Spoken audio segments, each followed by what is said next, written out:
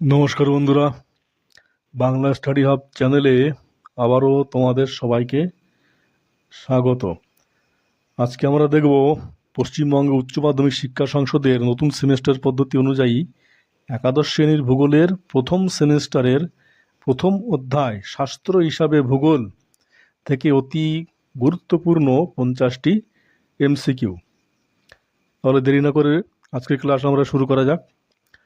দেখো, প্রথম প্রশ্ন, জিওগ্রাফি শব্দটি প্রথম কে ব্যবহার করেন? সঠিক উত্তর হচ্ছে এরাস্টোস্থেনিস। জিওগ্রাফি শব্দটি কোন ভাষা থেকে এসেছে? সঠিক উত্তর হলো গ্রিক ভাষা থেকে এসেছে।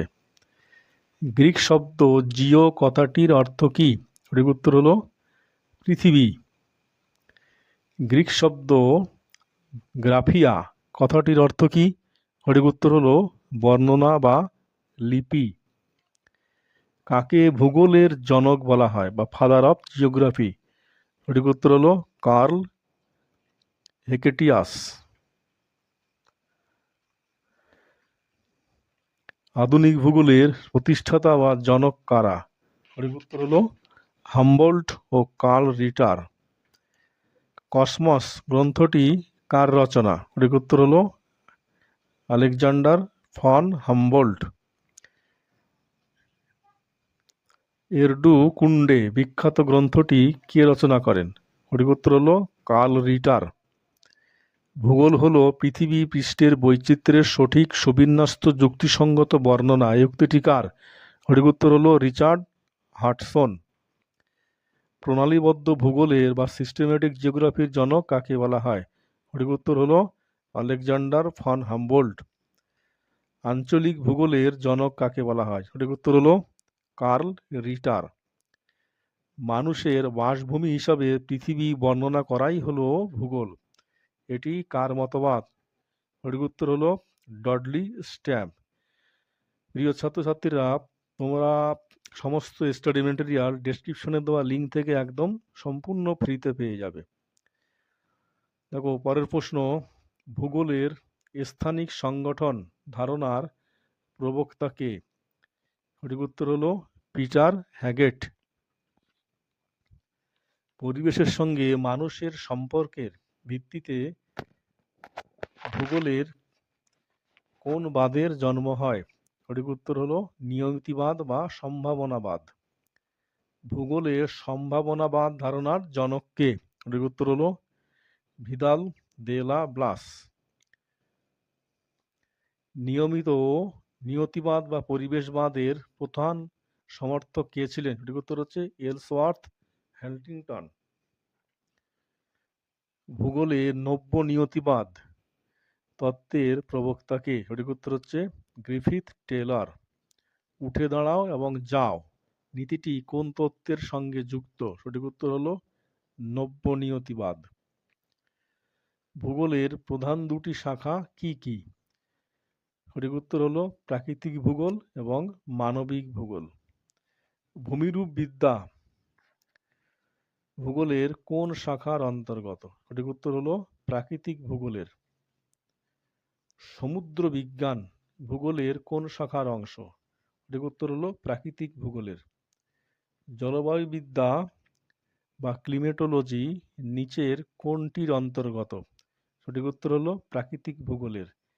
মৃত্তিকা ভূগোল বা পেডোলজি কোন বিজ্ঞানের সাথে সরাসরি যুক্ত? সঠিক উত্তর হলো রসায়ন ও ভূতত্ত্ববিদ্যা। অ্যানথ্রোজিওগ্রাফি গ্রন্থটি রচয়িতা কে? সঠিক উত্তর হলো ফ্রেডেরিক রাটজেল। মানবীয় ভূগোলের জনক কাকে বলা হয়? সঠিক উত্তর হলো ফ্রেডেরিক রাটজেল। দেখো বন্ধুরা, একাদশ শ্রেণীর ফার্স্ট সেমেস্টারের জন্য এই প্রশ্নোত্তরগুলো অত্যন্ত গুরুত্বপূর্ণ। প্রথম অধ্যায়ের এই 50টা প্রশ্ন তোমরা ভালো করে দেখে যাও, অবশ্যই এর মধ্যে থেকে অধিকাংশই কমন আসবে। জনসংখ্যা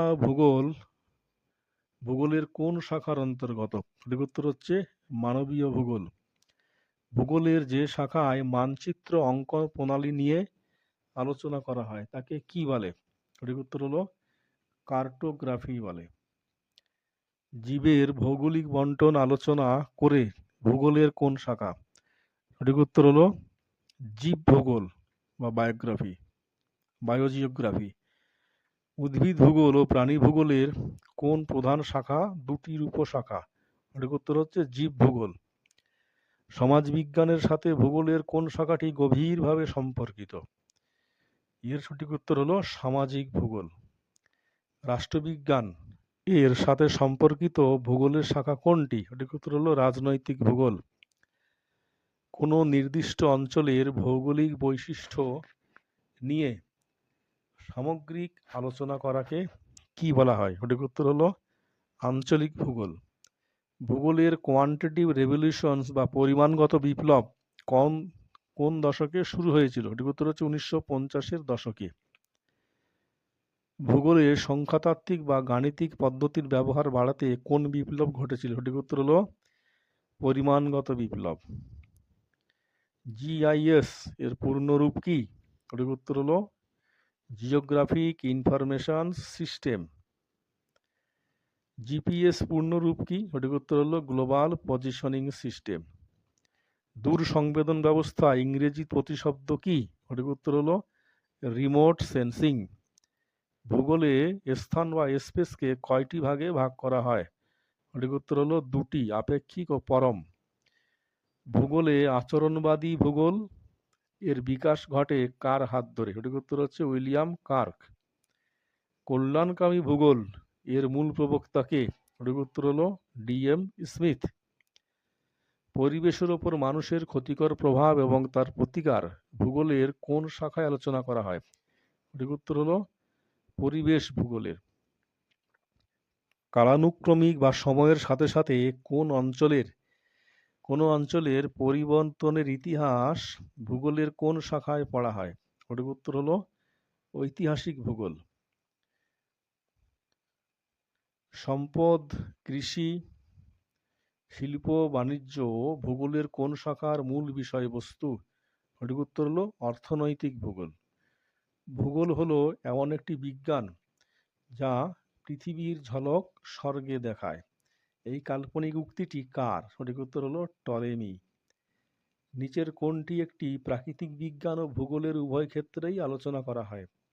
সঠিক উত্তর হলো ভূতত্ত্ব বা জিওলজি।